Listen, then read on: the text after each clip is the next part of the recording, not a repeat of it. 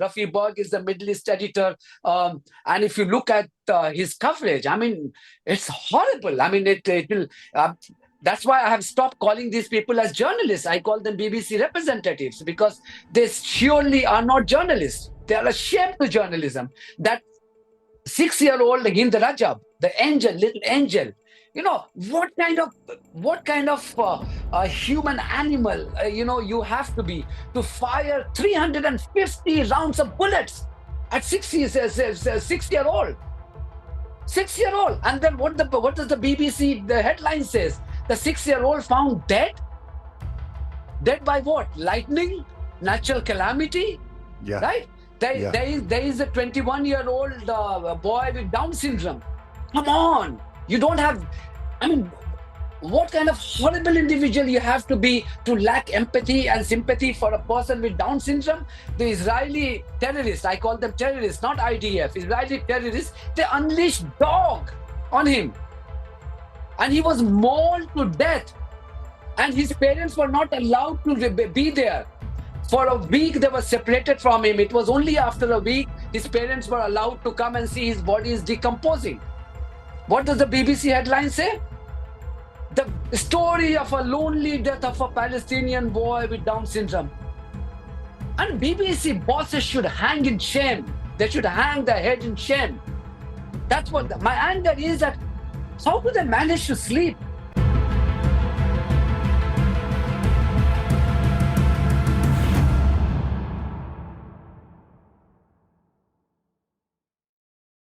Yep.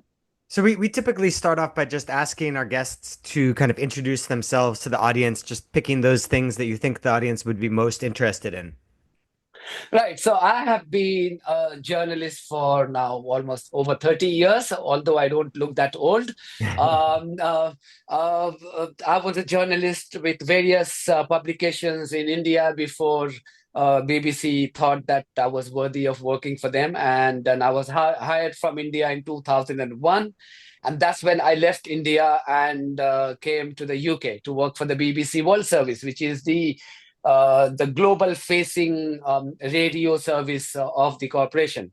I was the international roving reporter, whereby I would travel around the world and report on the events, both political and sports, for the wider BBC, because I have a broadcasting knowledge of 4 languages. So Bengali, Hindi, Urdu, and English.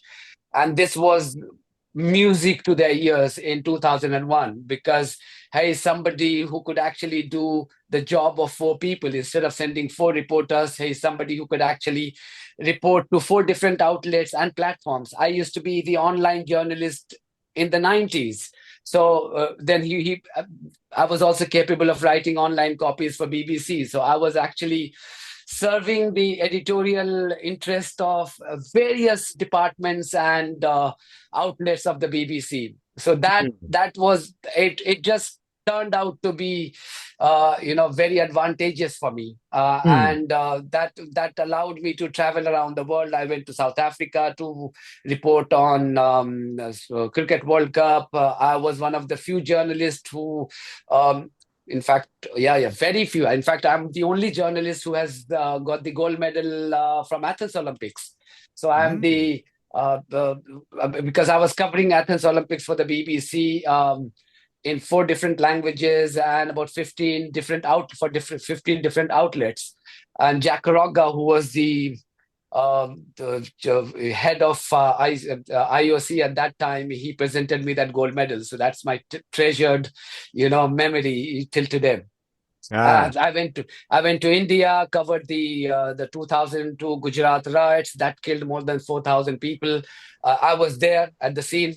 I went to Bangladesh to cover the super cyclone of 2007, which killed about 8,000 people. I was there for the BBC. So those were the things that I was doing until 2006, when I joined the management. So I was promoted and I became the part of the BBC management, whereby I started leading, the huge teams of BBC journalists from around the world.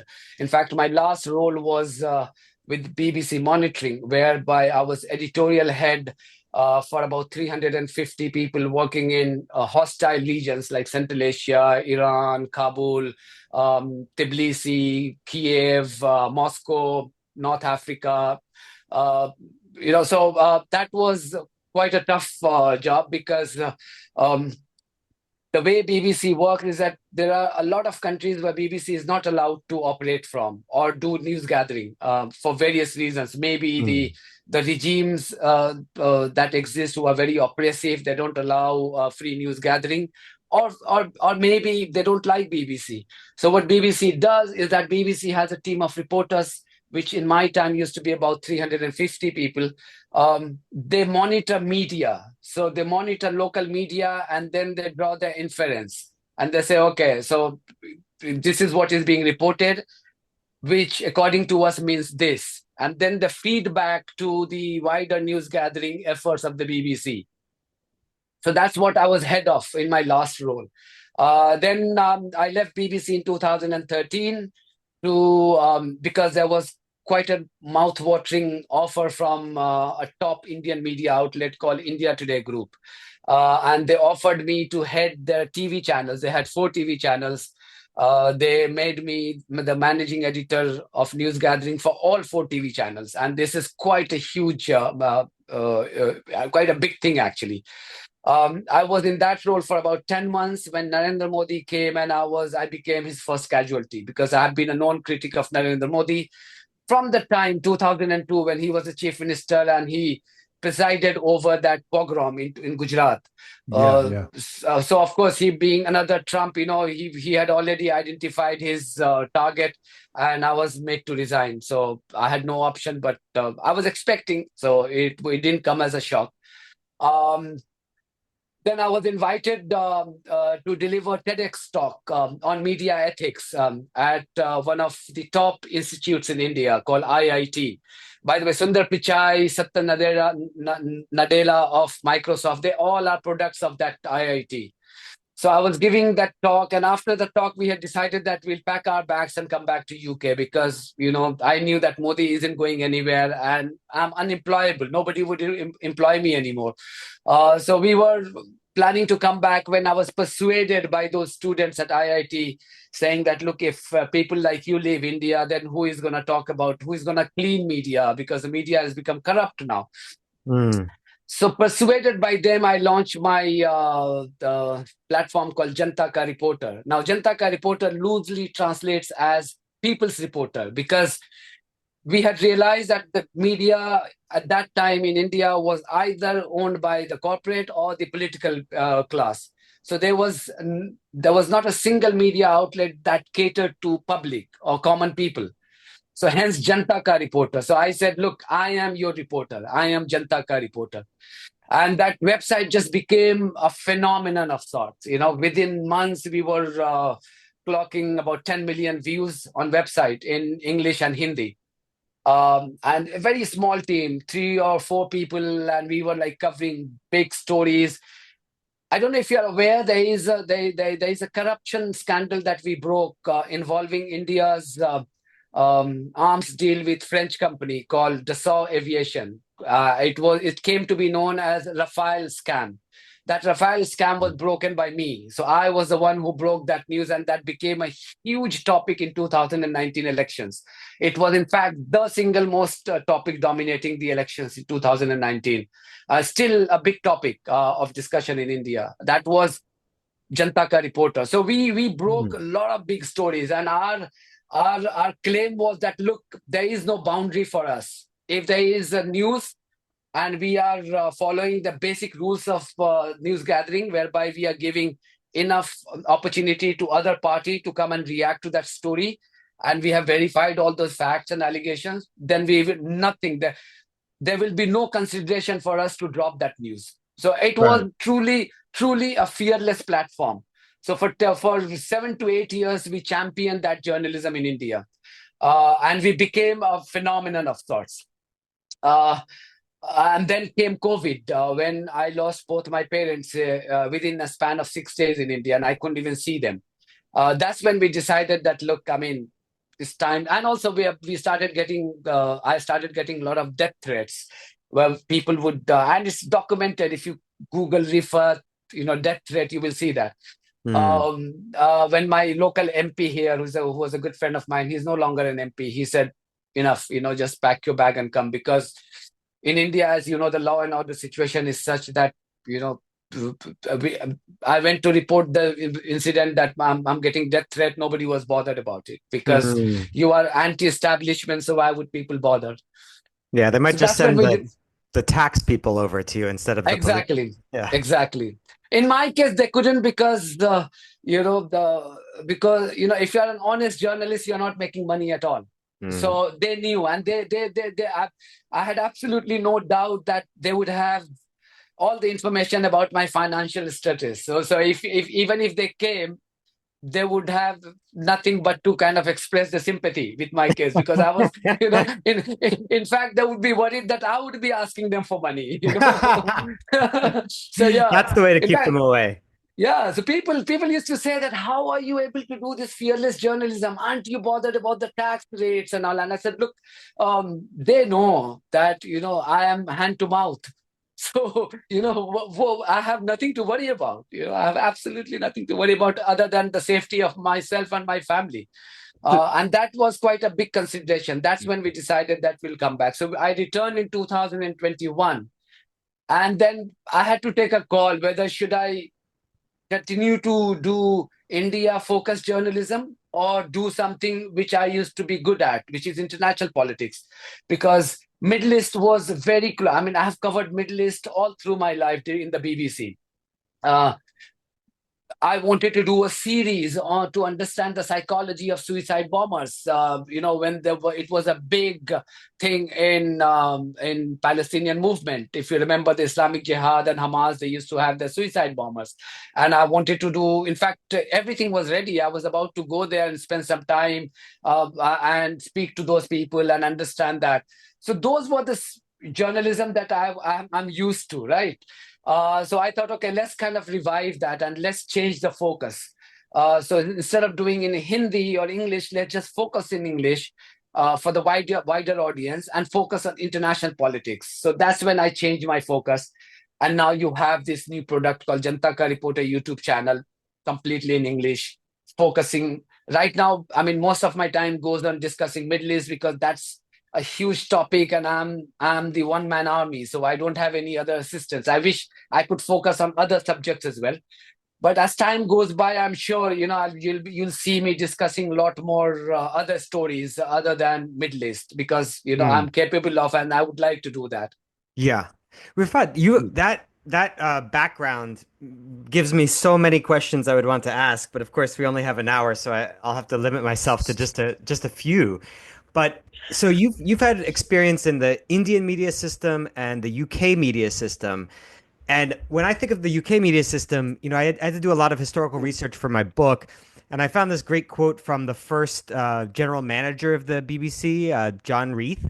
And it goes directly to the difference between commercial media system models like that of the US and the public monopoly model that the British system was for quite a while, although arguably it's becoming more and more commercialized today. But he had this great quote in response to people who said that the public monopoly model is so patronizing and the commercial model is giving people what they really want. He says, he who prides himself on giving what he thinks the public wants is often creating a fictitious demand for lower standards, which he will then satisfy. And I think that typifies the U.S. media system very well. Perhaps now, to a large extent, the Indian media system. But I'm wondering, since you have had you've had experience in multiple different media systems, could you explain how you think the British media system has evolved recently? Recently being the last couple of decades, because from what I read, it's become more and more commercialized, and as a result has many of the same pathologies as the U.S. media system. But at the same time, I wonder if you've noticed a peculiar form of kind of corruption in the BBC as a result of lack of public oversight, lack of ideological diversity. And maybe if I'm not asking too much, if you could try to also Yeah. catch us up on the current state of the Indian media system and perhaps some similarities and differences, so that people can start off by thinking critically about, how the media is set up, and then we can get into more particular questions about, how they're covering the genocide in Gaza or other issues. You see, the BBC, okay, historically, BBC has had two ways of funding itself. Historically, there's nothing new. One way was the license fee, whereby each household which has a TV is required to pay a certain amount of money. So right now, that money stands at £169 something. Each household has to pay. It's illegal if you don't pay. Of course, there are other caveats that you can actually find your ways out to not pay license fee, but that's difficult. It's not easy. So the best way is for people to just pay license fee and avoid that £1,000 fine if you don't pay that. So that's one way of funding BBC. The other way is that so the BBC worldwide is not funded by the taxpayers in the country. The BBC worldwide is they own the brand called BBC World, the TV channel that you watch outside the UK. That's part of the BBC worldwide, which has now become BBC Studios. It's no longer called BBC Worldwide, it's called BBC Studios. Now, BBC Studios also publishes books. They also produce really compelling programs like Top Gear, and various other children programs, which they sell to different countries and regions in the world, and they make a lot of money. In fact, BBC Worldwide is quite profitable. I don't know the latest figure, but when I left in 2013, it used to generate an annual revenue of more than £2 billion. That's how profitable it was. So the BBC funding has never been an issue for the BBC. Where the BBC or the British media has largely been in the past. I'm talking about the historically, where BBC and the British media in general have been kept in check, and Indian media and US media have just gone astray basically and allowed to do whatever they wanted to do, was because of the regulatory checks that we had. I mean, in the UK, the Ofcom, which is Office of Communications, has been a really powerful institution. But I can't say the same thing about Ofcom now, because as you see the corruption seeping into BBC, that Ofcom is not untouched. And that's primarily because the political class in the last 10 years have really made conscious efforts to destroy those institutions by making political appointments.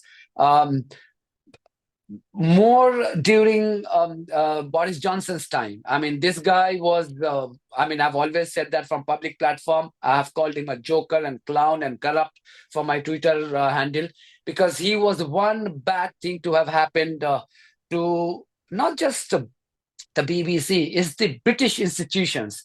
If you watch my two TEDx talks that I delivered in India, both on media ethics, I heavily quoted the Ofcom and the great work. I mean, that Ofcom has been doing to maintain the sanity in the British media.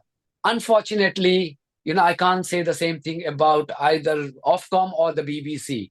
So that has happened. Political appointments have been the real thing. If you look at the constitution of the BBC board right now, I mean, it will send chill down your spine if you really care about credible news and impartial, or if you really, if the reputation of BBC means anything to you. BBC has always enjoyed the approval rating of more than 90%, because people thought this is part of being British. There are certain things which defines Britishness, and the BBC was one of them. And the people happily paid that. But right now, the BBC is losing that reputation rapidly. Rapidly. I mean, and I'm alarmed that it doesn't worry the bosses of the BBC. In fact, the current DG of the BBC is my former boss. I worked directly under him. I was a part of leadership team that was headed by Tim Davie, who is now leading the BBC. I don't know what his compulsions are, but it's alarming to see the apathy by the BBC bosses at this rapid deterioration of its reputation. I'm sure they are If I yeah, could go just on. interrupt real quick for perhaps some of our viewers from the US who aren't familiar with these different kind of media system models. The US media system is typically considered a commercialized media system because it's Correct. all owned by private capitalists who own, like Rupert Murdoch is one, et cetera. But the British model and many other countries in the world followed what's called a public service model, where you have the government directly providing the mainstay of the news media. And of course, the danger of the commercialized model is that individual capitalists who own media outlets can skew coverage according to their own ideology, their own commercial interests. Advertisers have a huge amount of influence over coverage. But of course, the danger of the public service model was always that the government could skew media coverage to support itself. But for a long while, the BBC was considered to have done a fairly good job. And you're mentioning Ofcom. That covers not only the BBC but also private media as well. So it's like it was a That's correct. government body that attempts to ensure that there's balance, ideological diversity. And you're saying that this model worked quite well for a while, but then recently under Boris Johnson, it became heavily politicized. Is that it?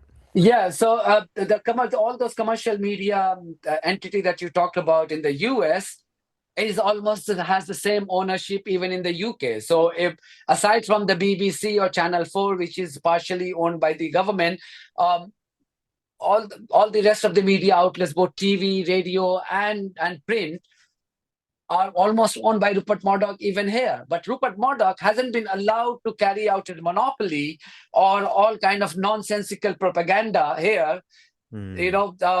as much as he was allowed to do that in other parts of the world, particularly in the US and Australia, because the Ofcom came down like a ton of bricks on them every time there was a violation. If you Hmm. remember, there was a famous publication called News of the World, which is 169-year-old, but it had to close. It had to close Hmm. because once it was found to be in violation, and really serious violation, whereby it was doing phone tapping and tapping phone calls of people who had died.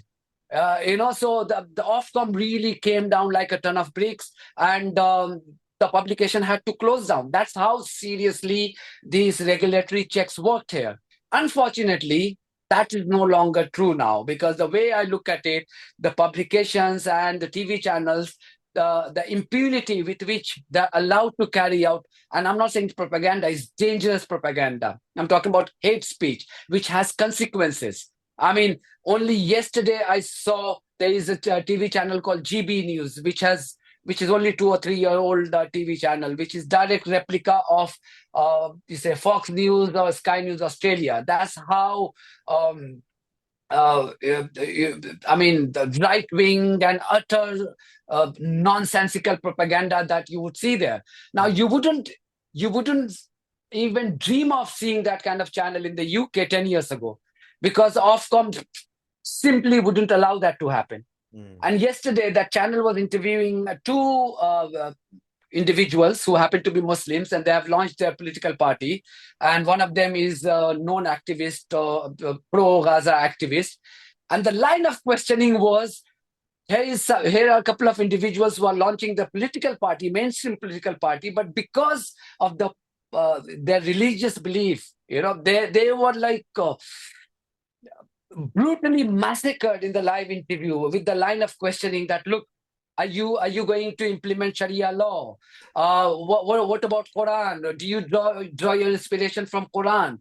Now, you wouldn't ask those kind of questions to somebody who is not Muslim, who is Hindu, who is Christian or Jew, right? But why are you doing that? This is plain Islamophobia. It's Islamophobic trope. But there's absolutely no consequence. Many complaints all through this Gaza conflict.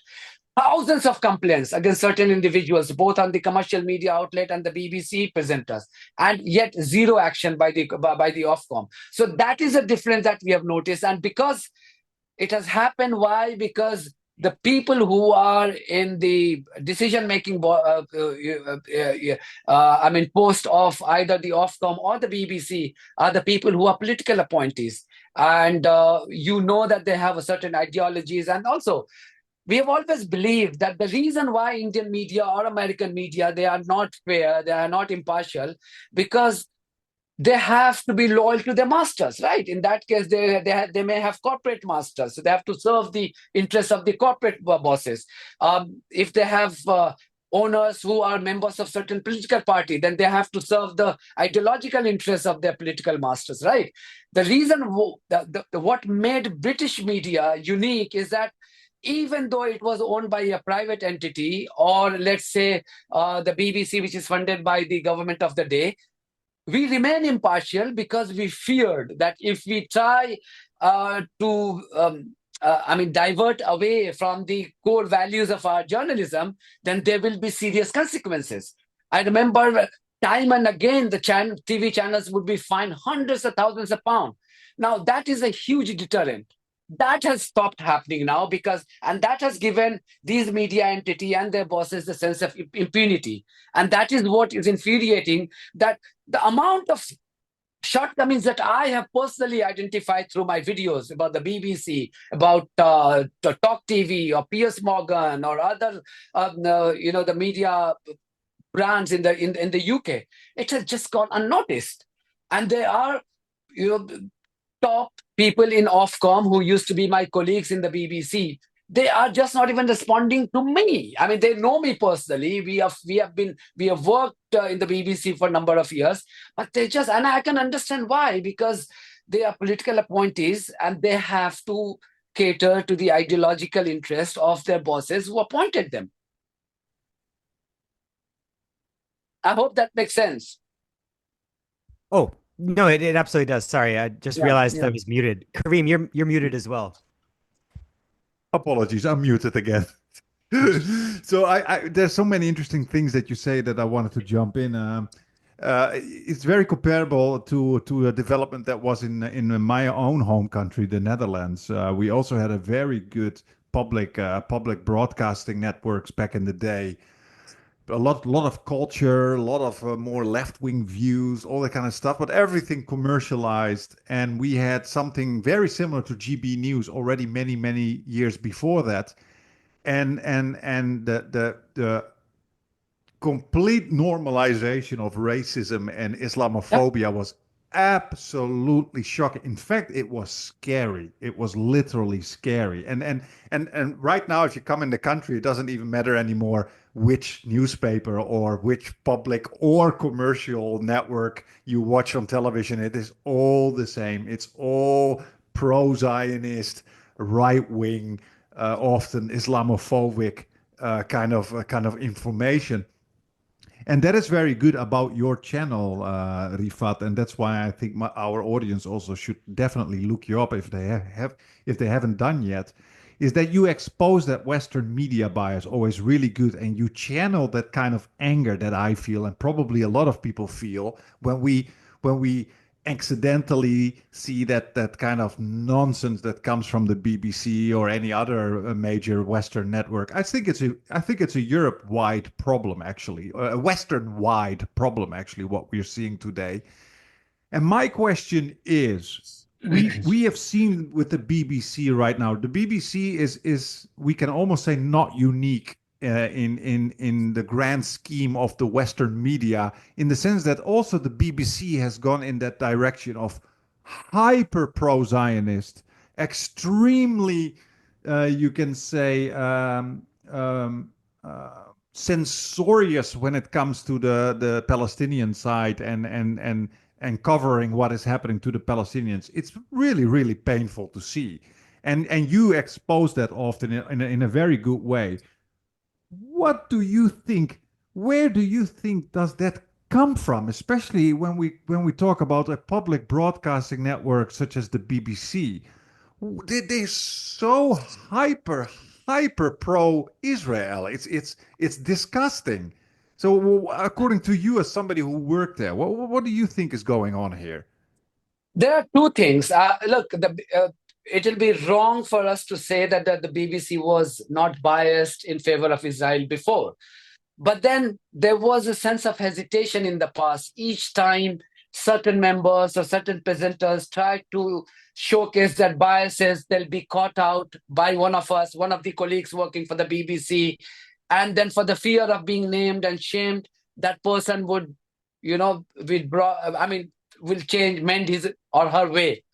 That sense has gone now. That fear has gone now. That's purely because, as I said, the a lot of known pro-Zionist, hardcore, rabid pro-Zionist people who wouldn't find a job in any decent newsroom are now actually holding important positions in BBC newsrooms. That's scary. That's scary. I mean, look, I come from the time in the BBC when Greg Dyke, who was the Director General, he had to resign because he exposed the Labour government, Tony Blair government, on Iraq war. If you remember, there was a dossier that we exposed. And Andrew Gilligan was our defense correspondent, and David Kelly, who was the arms inspector, he had to commit suicide because that was our source. And we were the first one who went ahead and said, look, this government had lied to the parliament. Tony Blair had lied to the parliament. Now, Tony Blair started exerting pressure on us, saying that we fund you and we will defund you if you don't change. And Greg Dyke, he said, look, I would rather resign than be intimidated or bullied by you. It's a famous, well-documented case. If you have it, see the book. I mean, I think he wrote a book called Inside Story, Greg Dyke. Wonderful book. And of course, I have worked under him. The best Director General ever to have headed the BBC. If he was there in his job, I mean, you wouldn't see these clowns coming and even being a reporter, forget about holding important positions. But that is what is happening. I remember in post 2000 9/11, when the 9/11 happened, I was there reporting on it. Now, few months later, after 9/11, there was a Hajj, which is a Muslim pilgrimage to Mecca. Now, one of the pro-Zionist chap, he wrote a copy in the centralized system that this is the first Hajj since 9/11. All of us revolted. All of us said that, what the hell is going on? How dare? Is that the era? Is 9/11? Is it the starting of an era? How is 9/11 is relevant to people performing Hajj? And they had to withdraw that copy, apologize, that individual had to be censured. Now, that was such a minor thing compared to what the gross violations that we are witnessing today. Because we have a report. I mean, I can actually name because I have exposed them in different videos.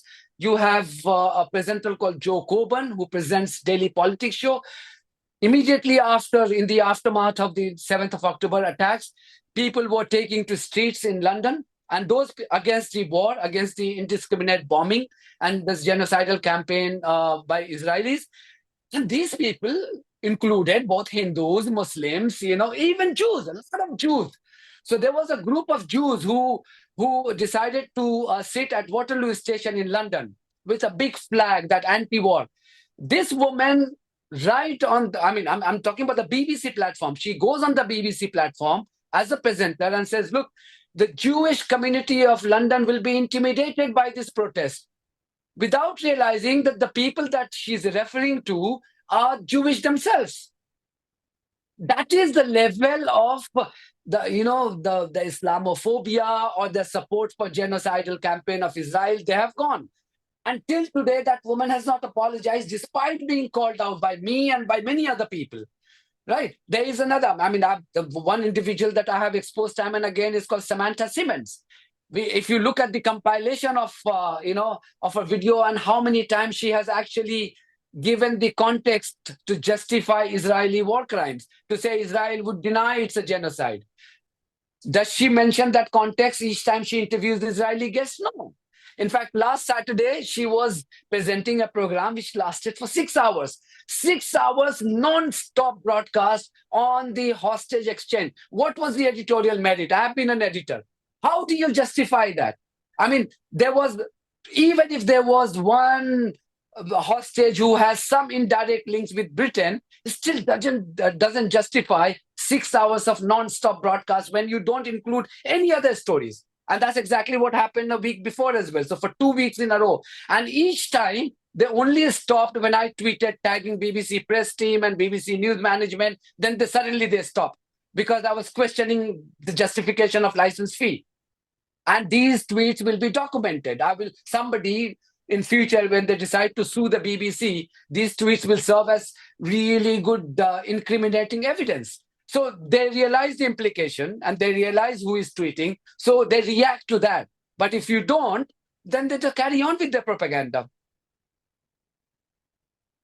And if you, what do you think is the main driver of the BBC being so, I would say, violently pro-Israel? I mean, they've been exposed so badly. I mean, you probably heard of the cases of these BBC of Owen Jones, who did that kind of investigation into the BBC, where the staff was saying like that the big boss was coming in, and then they have to write all these pro-Israel kind of things.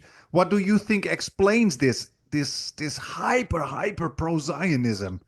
So that's what I said. If very briefly though, that a lot of people, pro-Zionist people who wouldn't find jobs in any decent newsrooms in the world, they have now infiltrated into the BBC, thanks to their proximity to the political class in this country. Now, let me give you a few examples. So we have somebody called Robbie Gibb.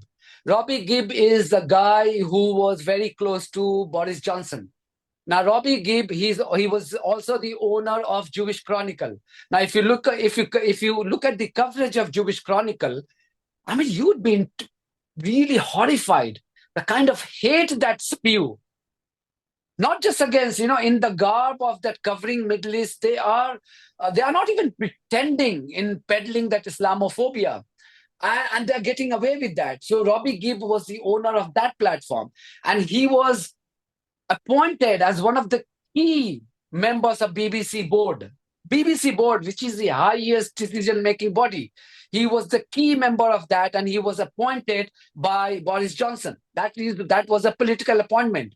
Now, it's been many years that he was appointed. Now, his term is further extended by 4 years. Now, nobody questioned about the conflict of interest, that he is the owner of a propaganda outlet which spews hate day in and day out. And yet he's been allowed to be a part of the highest decision-making body of the BBC. That's one. Now, because of him being there, and I don't know if it's only a coincidence, that his term as the top member of the BBC board has seen a lot of individuals, the pro-Zionist individuals, come and occupy key posts within the BBC newsroom.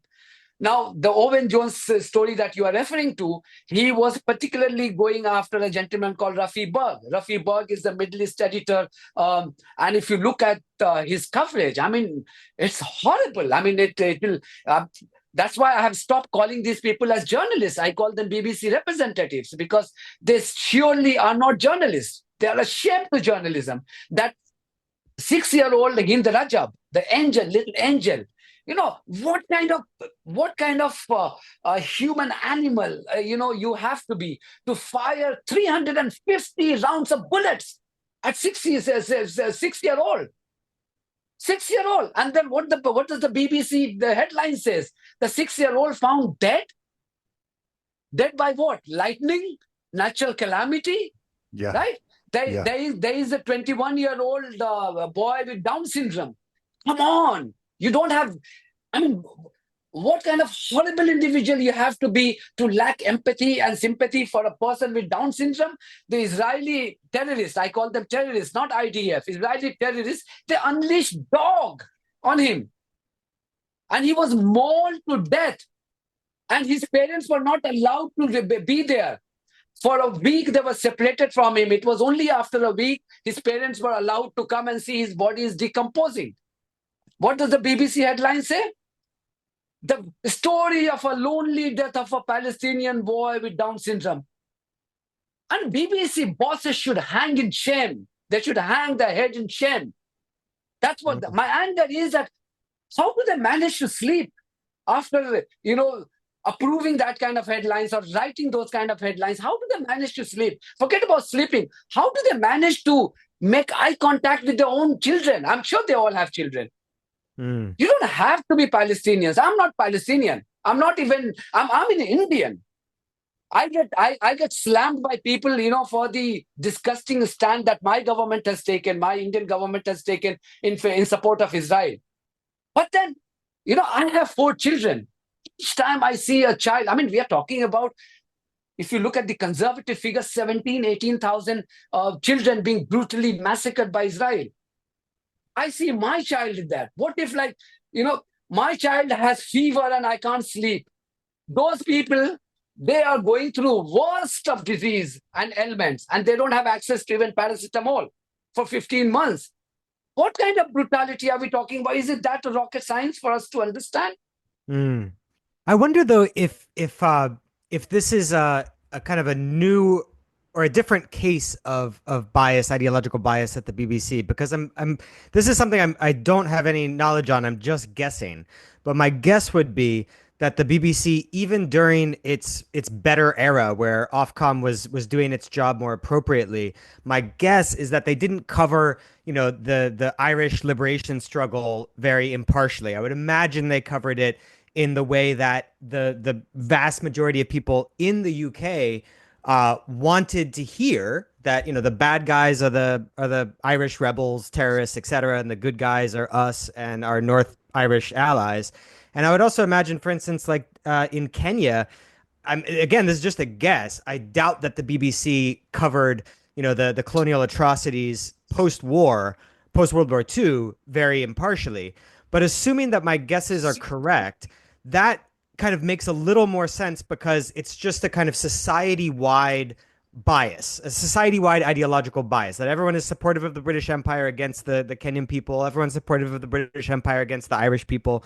But in the case of Israel Palestine, it seems like it's a very different form of bias in that it's political operatives being inserted into the BBC to try to sway the population in a certain direction. Do you think that's accurate to say, or would you push back on those guesses of mine?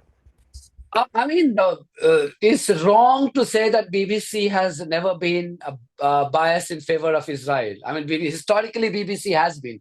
The difference is the brazen manner in which the BBC is showing its biases and is not even apologizing or feeling sorry for just being dishonest in its editorial imperatives. I remember in 2005 when I spent a brief time with BBC World TV newsroom, and if you remember, there was a massive incursion of Israeli forces in Gaza in 2005, Ariel Sharon time. 14 to 1500 people were brutally massacred by Israelis, and there was no 7th of October trigger, as they say, or provocation, as they say. It's just that they decided to go, and they were feeling bored. They decided to go and kill children out there. Now, I was working in the newsroom, and we had strict order not to cover, not to include the visuals showing the brutalities on Palestinian children. And my sense at that point, although I protested, but I was told that, look, it will be very graphic, and we don't want to put graphic videos, for to adversely impact our audience in the UK. Now, in hindsight, I knew why that order was given to us, because that simply didn't want Israel to look bad. Because at that point, we had no reason, because they had not become that brazen, so we had no reason to suspect the wider, motive of the BBC. But now when I look back, and I've mentioned that in some of my videos, that this is how the BBC has been. They were discreet in the past. Now they have come out in the open, and they have become brazen because they know that they can actually do this with impunity. There are no consequences for them anymore. Yeah, and it's I think what Palestine has done, and I write about that a lot as well on my Substack, on our Substack. I try to connect these things that we see right now also to psychology and stuff. But we are both social psychologists, and I think we have a major racism, Islamophobia problem in the West, which is of course deep rooted in colonial cultures. And I think it now finally comes oozing out and all brakes are all how do you say that? Blah blah blah are loose. How do you say that in English? All hell breaks loose. All hell breaks loose. Breaks All loose. brakes Yeah. are off. Yeah. Just go. And you see it everywhere. You see it in France. You see it in the Netherlands, in Belgium, in the UK. It's so rabidly racist and Islamophobic. All these things, and it reminds me of the case of Ali Abu Nema, who was put into jail in Switzerland, and where he said that when he was jailed, he said he literally saw no inmate that was not Arab, like zero, you know. And Mm. and I think what we see right now is Palestine has finally lifted the veil. That the West was really good at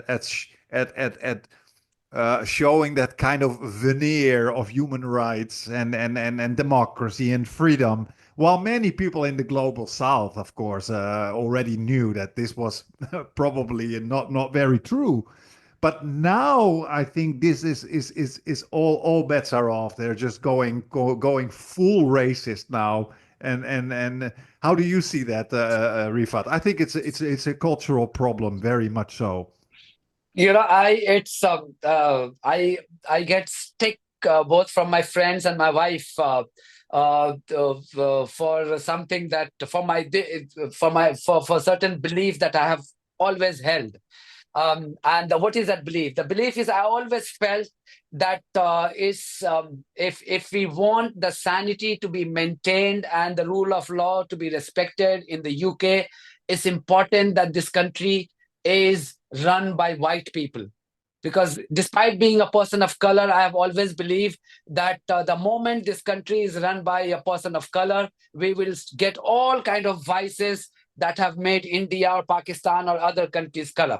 So I thought it's important that these people, because these people inherently, have respect for rule of law. But that has been, and people now remind me after the Palestine crisis, they call me from India, and my wife is never, she never misses an opportunity to embarrass me for holding that belief. They said, look, you said that the white people, they have respect for rule of law. Look what is happening now. Who is being more disgusting in the last 15 months? That here is a so-called human rights lawyer, Keir Starmer. He has built his career, being a human rights lawyer. Now, and I have used his disgusting clips, the utterances that he has made in the parliament, the temple of democracy. Nothing gets more pure and respectable and than parliament. And in the parliament, when he's reminded about the horrible conditions that the Palestinians are being forced to live in, or the massacres that is being committed, he says with the straight face, he's not even blinking his eyes, with this straight face, that I will never say that it's a genocide. It's his words. He said, those are the reasons why I have never referred to that as genocide. He says that. While he moves with lightning speed to describe the goings on in Ukraine as genocide.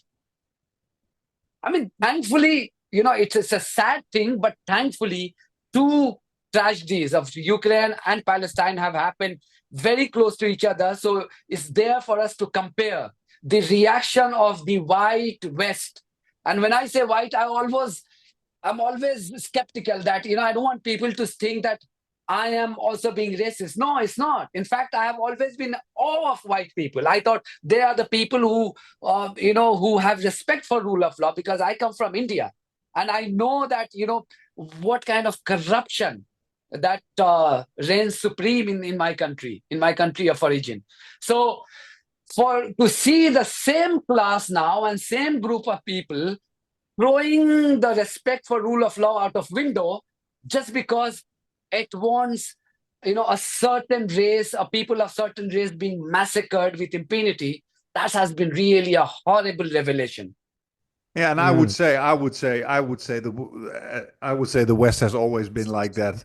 It's just that the West has been very good at hiding it, because if you check what happened in Algeria, for example, back in the day, or the Congo, or India, or Malaysia, or Indonesia, the West has always done these horrible massacres, but Absolutely. we're just So, very so good come, at hiding it. So a couple of examples that I've always given. I said, look, if you look at the atrocities that Britishers committed in India, there was an incident called Jallianwala Bagh when they surrounded the protesters from all sides, and General Dyer, he went and started firing, and thousands of people. It was like a Gaza, mini Gaza. They were not allowed to escape, and everybody was killed. If you go to Punjab, Indian Punjab, you can go and see. A lot of There's a people jumped in the there's a good movie about that recently. I forget the name, yeah. but yeah. I can't remember the name, but it's Yeah. horrible. So what I was mindful of the British atrocities.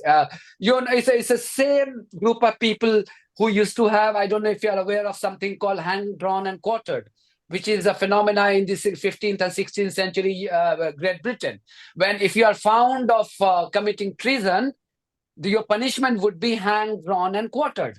Now, hanged, drawn, and there's a small museum in East London now. If you go to London in Tower Hill, there is a place called hung, drawn, and quartered. Now, the term hung, drawn, and quartered mean that if you are found of committing treason, you will be first hung, but not allowed to die, and then you will be removed from that the gallows, and then you'll be drawn by the horse carriages in two different sides, like tying your two legs, and again not until the point that you are still alive, and then you are quartered, you are chopped off, your body is chopped off.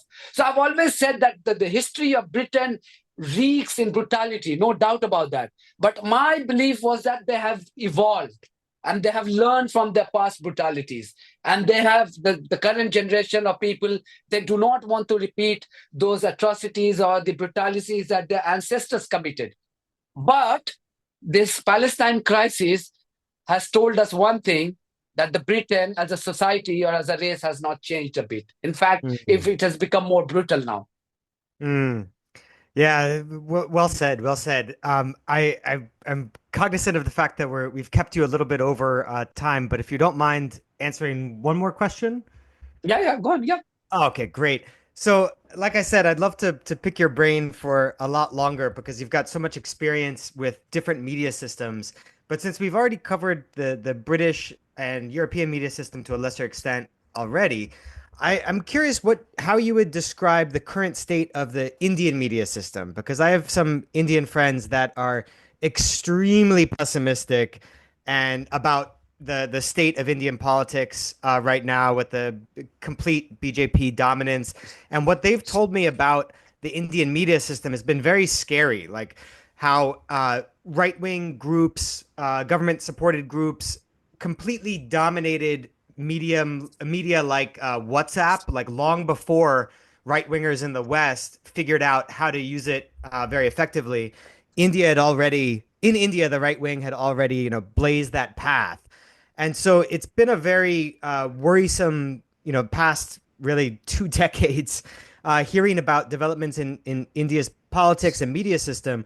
For people that don't follow Indian politics very much or don't know that much about the Indian media system, uh, what's the kind of core lesson you would want to impart to them that perhaps might be of use in avoiding the same sorts of negative developments in their own country?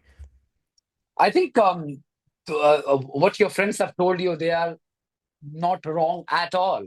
Um, if you look at the democracy in any country, there are different arms, that are absolutely necessary to exist to keep the political leadership in checks.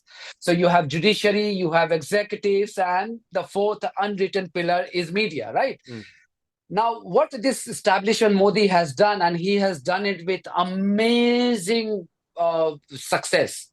So the WhatsApp that you have talked about it, the use of WhatsApp started by the BBC, by the BJP, was way back in not so in 2014, but 2017 onwards.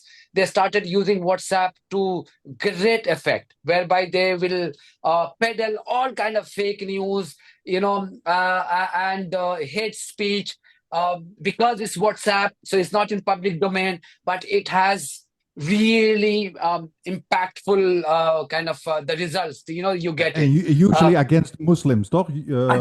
against Muslims. So I have said it for time and again from various TV channels in India that when the normal critic of the Modi government will only be labeled as critic of Modi government or pro-Pakistani. But if somebody with a Muslim name criticizes Modi, then he also becomes jihadi by default, because you were criticizing Modi, who is a symbol of Hindu nationalism. So how dare you? So therefore, there has to be some jihadi mentality. It's just a tool to defame you, to discredit you. So what this Modi government has done, it has, as you know, the media landscape is largely owned by the corporate group in India. So if it wants to control media, it can do, and it has done in two ways. So the lot of these media channels, they rely heavily on the government money, the ad money, because that's the survival. Look, running the media is never a profitable business. I mean, I have been an entrepreneur for the last 10 years. I can tell you, it's never. If you really want to run a huge network of journalists, then it's never. It's a lot of there's a lot of cost, and unless you get some sustained income, it's never easy to run that. So therefore, these media outlets, they rely on government funding, and the government funding is what? Because each government has got billions of dollars worth, ad revenue earmarked for those kind of things. So if they are launching any government scheme, they want this media channel to talk about it. So they do it using that money, and that's a lot of money. Now, all these media channels, they are not there. They are not running those TV channels because they care about journalism. In fact, none of them. I have been at the top of Indian media, thankfully, for 10 months. So I saw that firsthand. In fact, the primary objective is to make a lot of money, and a lot of money, black money, illegal money, which is not taxed. Come elections, India has lots of elections. Elections time, all these political parties, they get black money, cash money from their corporate backers. And then they use that black money to fund media channels, to say, go launch propaganda in my favor. So whichever political party has more of that money, they use that money. And who is the beneficiary? These TV channels. And we are talking about hundreds and thousands of pounds, I mean, millions and millions of pounds we are talking about, that kind of money. So at the moment, so that way they have controlled that. So the media and the government knows that. This government has been really good at is identifying the weaknesses of those media outlets who have earned black money historically and not paid tax on that. So it uses that as leverage. That, look, if you do not follow my agenda, the income tax rates will happen. And we have all the evidence, and it will be very, very difficult for you to come out of it. That's number one. Then there are media outlets who have been ideologically aligned to the BJP. So you don't have to spend a lot of money or a lot of time in convincing them. They are with you anyway, because suddenly they see the rise of Hindu nationalism and they say, wow, we can actually proudly flaunt our Hinduism, or not Hinduism, Hindutva, which is like the political ideology of Hinduism. So that's one. The other one is that it has taken full control of the judiciary. So the judges are appointed by the government, and any judges who this government thinks are going to create problem, their appointment is cancelled. Because the system in which the judges are appointed, government's approval is absolutely key. So government will not approve their names. So that's how it has controlled the. So in the last 10 years, from Supreme Court onwards to High Court and the lower courts, the judiciary is beyond recognition. You can't recognize that. If you have lived in India, you can't recognize that.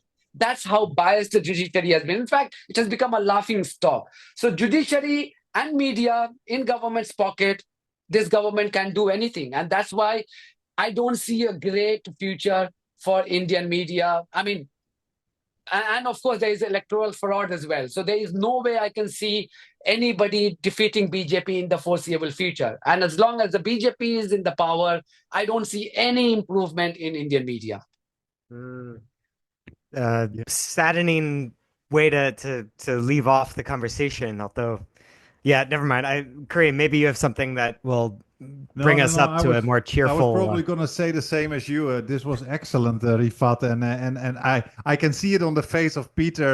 He wants to ask and talk about so much more. Peter specializes in media and psychology, so. And I find it also super interesting. So I'm just gonna say, Rifat, is it okay that we are going to invite you again sometime in Again, the near yeah, yeah, future? yeah, absolutely, Oh, absolutely. great, It's a Fantastic. great, great. pleasure. Because It's a I am pleasure. I'm also sure we can talk about so many things. It's super super interesting and also a bit more about India and stuff. I think that would be great. But I guess we now gonna leave it here. Again, Rifat, thank you, and that was super super great. And I can advise everybody who is watching us to go to your channel, Janta Ka Janta Ka Reporter. Reporter. Yeah, Yeah, Janta Ka Janta Ka Reporter. Reporter. And he does a lot of good stuff for Palestine, exposing the BBC, all that kind of stuff. And already at almost 250,000 subscribers, that's super rare for a channel that exposes the Western bias on Israel. So Thank everybody you. should go Thank you. there. And I'm going to say thank you and see you again soon, hopefully. Absolutely. It's Yes. been a pleasure. Thank It's you. been a pleasure being Same on your here. podcast.